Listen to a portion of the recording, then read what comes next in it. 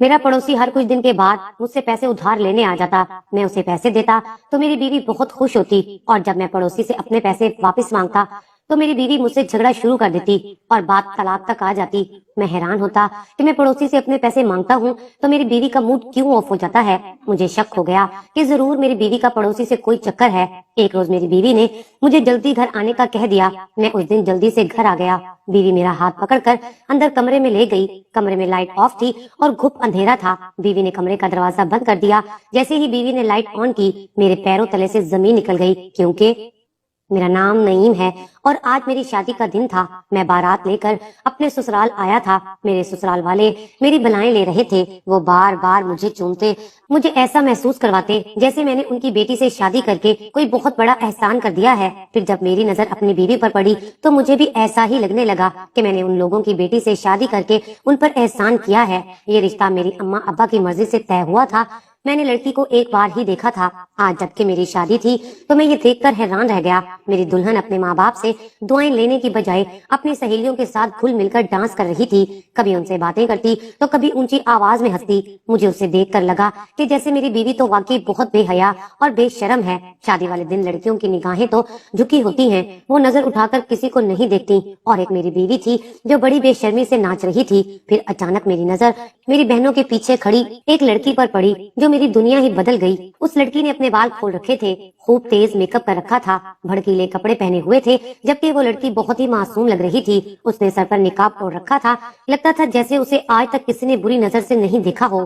میں تو اسے دیکھتا ہی رہ گیا تھا۔ میری بیوی ویسے بھی اپنے ناچ گانے میں مگن تھی، سو میں دور بیٹھ کر اس نقاب والی لڑکی کو دیکھنے لگا جو کہ باقی لڑکیوں سے کافی الگ کھڑی تھی۔ اچانک میرا دوست سلیم کہنے لگا، ارے بھائی کہاں کھو گئے؟ آج کے دن تو یہ حرکتیں چھوڑ دو۔ اپنے دوست سلیم کی بات سن کر میں نے ٹھنڈی آہ بھری اور اسے بتایا کہ مجھے تو وہ والی لڑکی پسند آ گئی ہے، جبکہ میری دلہن تو رقص کر رہی ہے، اسے تو جیسے پرواہ ہی نہیں کہ اس کی شادی ہے۔ میرا دوست کہنے لگا کہ یہ اسی کی کزن ہے، میں اس خاندان کو جانتا ہوں، تم نے تو بتایا تھا کہ یہ لوگ بہت دیندار ہیں، مگر تمہاری بیوی کے علاوہ باقی سبھی لوگ دیندار اور پردے دار ہیں۔ سلیم کی بات سن کر مجھے اور غصہ آ گیا۔ سلیم مجھے کہنے لگا، تم فکر نہ کرو، بھابھی بھی شادی کے بعد ٹھیک ہو جائے گی۔ کیوں فکر نہ کروں؟ میری آنے والی نسلوں کا سوال ہے۔ دیکھ نہیں رہے میری بیوی کیسے اچھل کود کر رہی ہے، اور اسے دیکھو وہ کتنی مختلف اور حجاب میں کھڑی ہے، اس کی تو جیسے بات ہی اور ہے۔ سلیم یہ بات سن کر حیران رہ گیا، کہنے لگا، آج کے دن تو یہ ممکن نہیں ہے، اب تمہاری شادی ہو گئی ہے، تم بس اسی کے ساتھ گزارا کرو۔ مگر سچ پوچھے تو پہلی نظر میں مجھے وہی لڑکی بھا گئی تھی۔ پھر سلیم نے مجھے ایک اور بات بتائی جس سے میرا تجسس دگنا ہو گیا۔ کہنے لگا کہ یہ تمہاری بیوی کی بڑی بہن آسیہ ہے، اور ابھی تک اس کی شادی نہیں ہوئی، جبکہ اس کی چھوٹی بہن نائلہ کی شادی تم سے ہو رہی ہے۔ مجھے یہ بات سن کر بہت پریشانی ہوئی تھی کہ اگر آسیہ یعنی کہ بڑی بہن ابھی تک شادی نہیں کر رہی تھی، وہ کنواری تھی، تو چھوٹی بہن کی شادی کرنے کی ماں باپ کو اتنی کیا جلدی پڑی تھی کہ جھٹ منگنی اور پٹ پیا والا معاملہ کر دیا۔ کہیں میری بیوی بد کردار تو نہیں ہے؟ ایسا تو نہیں کہ وہ کسی اور کے ساتھ تعلق میں ہے، ورنہ ماں باپ چھوٹی لڑکی کی شادی جلدی ہرگز نہیں کرتے۔ بس یہی بات مجھے اور زیادہ شک میں ڈال رہی تھی۔ میں نے سوچ لیا میں جلد از جلد اس لڑکی سے چھٹکارا حاصل کر لوں گا، اس کی بڑی بہن آسیہ سے شادی کر لوں گا، پر یہ اتنا آسان نہیں تھا۔ میں جب گھر گیا تو میرا موڈ سخت آف تھا۔ میری دلہن میرے کمرے میں میرا انتظار کر رہی تھی، پر اس کے پاس جانے کو جی نہیں چاہ رہا تھا، اس کے خلاف بدگمان ہو گیا تھا، مگر میں کب تک بچتا۔ تھوڑی دیر بعد میری امی مجھے لڑکی کے کمرے میں چھوڑ آئیں۔ میں نے اسے ایک نظر دیکھنا بھی گوارا نہیں کیا۔ میں غسل خانے میں چلا گیا، فریش ہو کر باہر نکلا تو وہ بھی میری طرف دیکھ رہی تھی۔ اس نے اپنا گھونگھٹ خود ہی اٹھا لیا تھا، جیسا کہ مجھے اس سے توقع تھی کہ وہ ایسا ہی کرے گی۔ مجھے معلوم تھا کہ وہ پہلے ہی بے شرم تھی۔ خیر میں نے اس کی طرف کوئی توجہ نہیں دی اور سونے کے لیے لیٹ گیا۔ اسے بھی شاید دھچکا ہی لگا ہوگا، کیونکہ وہ خود کو بہت خوبصورت سمجھ رہی تھی، پر میں نے اس کی طرف نظر اٹھا کر بھی نہیں دیکھا اور جلدی ہی نیند کی آغوش میں کھو گیا۔ تھوڑی ہی دیر گزری تھی کہ مجھے کسی کی اپنے پاس موجودگی کا احساس ہوا۔ یہ جان کر اس وقت حیرت ہوئی تھی کہ میری بیوی مجھے جگانے کی کوشش کر رہی تھی۔ میں نے پوچھا کہ کیا بات ہے؟ آرام سے سو جاؤ، مجھے بھی سونے دو، مجھے سخت نیند آ رہی ہے، صبح اٹھ کر مجھے دفتر بھی جانا ہے۔ مگر وہ کسی اور ہی طرح بات کر رہی تھی، بولی کہ مجھے ڈر لگ رہا ہے، میرے ساتھ باتیں کرو۔ میں سمجھ گیا کہ محترمہ خود سے پیش قدمی کرنے کی کوشش کر رہی ہے۔ میں نے خاموشی اختیار کر لی، اسے کہا کہ رہنے دو، میں تم سے کوئی بات نہیں کرنا چاہتا، مجھے تم سے نفرت ہے۔ میری اس بات پر وہ ہکا بکا رہ گئی۔ خیر پھر میں سو گیا۔ صبح میری آنکھ کھلی تو میں نے سوچا نہیں تھا کہ میری بیوی دوبارہ سے ویسے ہی حرکت کرے گی جس سے میں اسے پہلے ہی منع کر چکا تھا۔ وہ مجھے جھنجھوڑ کر کہنے لگی، اٹھ جاؤ نا، اب کیا تم اسی طرح مدہوش پڑے رہو گے؟ سب لوگ ہمارا انتظار کر رہے ہیں۔ میں اس لڑکی کی خود اعتمادی پر حیران رہ گیا۔ خیر اس نے مجھے اٹھایا، میں تیار ہو کر باہر آ گیا۔ سب لوگوں نے ہمیں شادی کی مبارکباد دی۔ وہ بولا، یہ تمہاری سوچ ہے، اگر تم کہو تو میں اسے تمہارے ساتھ بات کرنے پر آمادہ کر سکتا ہوں۔ میں نے کہا کہ میں اس لڑکی کو اچھی طرح جانتا ہوں، وہ ایسا کچھ نہیں کرے گی۔ پھر میرے دوست نے مجھے بہت ہی عجیب بات کہی، بولا کہ تم مجھے کھل کر ساری باتیں بتاؤ۔ جب میں نے اسے بتایا کہ وہ لڑکی میری بیوی کی ہی بہن ہے تو وہ زور سے ہنسنے لگا، بولا کہ پھر تو کوئی مسئلہ ہی نہیں، تم اپنی بیوی کے ساتھ اچھا رویہ اختیار کرنا شروع کرو، اسے خوب محبت دو، پھر میں تمہیں بتاؤں گا کہ تم نے کرنا کیا ہے۔ میں حیران ہو گیا۔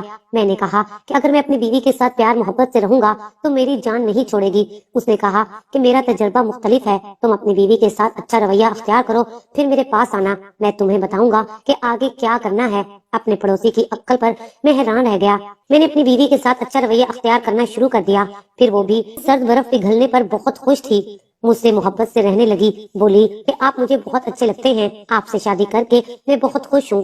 اپنی بیوی کی ان بچکانہ باتوں پر مجھے غصہ تو بہت آتا۔ میں اپنے پڑوسی کے کہنے پر خاموش رہتا کیونکہ اس نے مجھ سے وعدہ کیا تھا کہ اگر میں اس کی دی ہوئی ہدایات پر عمل کروں گا تو وہ مجھے میری بیوی سے نجات دلا کر آسیہ کو میری زندگی میں لا سکتا ہے۔ سو میں اپنی بیوی کے ساتھ بہت اچھے طریقے سے پیش آ رہا تھا۔ میری بیوی بھی خوش تھی۔ دن اسی طرح گزر رہے تھے۔ آج میری شادی کا 10واں دن تھا۔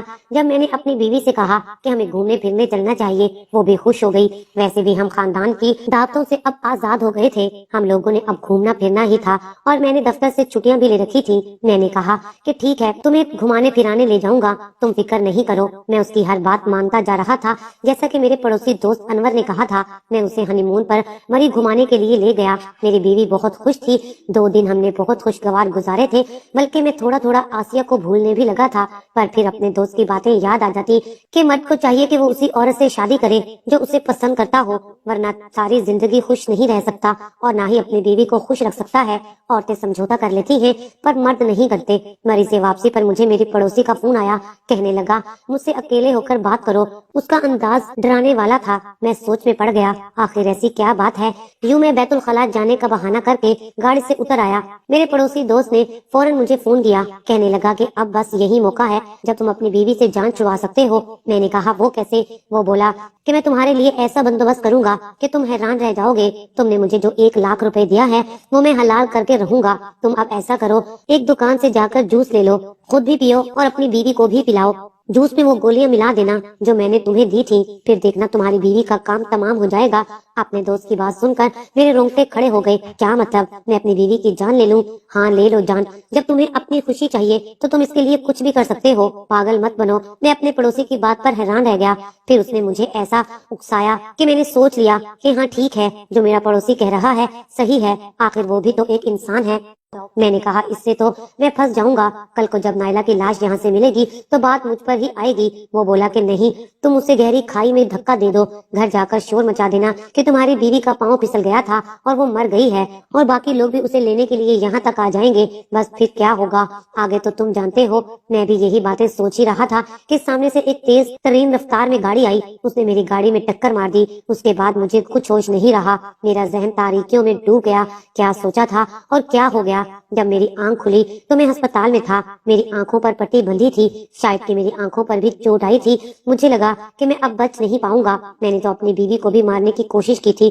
میں نے غور کیا تو میرے آس پاس باقی بھی مرد موجود تھے اور ان سب کو وارڈ میں داخل کیا گیا۔ تب میرے پاس ایک آدمی آیا، یہ شاہد ہسپتال کا سٹاف تھا، اور کہنے لگا کہ آپ ہوش میں آ گئے ہیں، اب ہم آپ کی پٹی وغیرہ تبدیل کریں گے، آپ اپنے گھر والوں سے رابطہ کر لیجئے تاکہ وہ آ کر آپ کو ہسپتال سے لے جائیں۔ مجھے یہ دیکھ کر سخت حیرت ہوئی تھی کیونکہ میں تو ان لوگوں کو نہیں جانتا تھا۔ تھوڑی ہی دیر کے بعد میں نے اپنے گھر والوں سے رابطہ کیا۔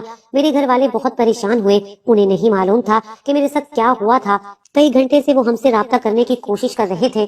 बिलाखिर मेरे घर वाले आ गए। ये एक्सीडेंट जो मेरा हो चुका था, ये सब तो उस प्लानिंग का हिस्सा नहीं था, बल्कि मेरे पड़ोसी ने कहा था कि तुम नाइला को वहीं छोड़कर अपने घर आ जाना। पर अब जो हो रहा था, मुझे डर भी लग रहा था कि नाइला भी इसी अस्पताल में होगी। जब उसके खून का टेस्ट किया गया होगा तो उन्हें पता चल जाएगा कि मैंने उसको जहर दिया था। पर ये मेरी खुशकिस्मती थी कि नाइला यहाँ कहीं भी मौजूद नहीं थी। मेरे घर वाले आ गए।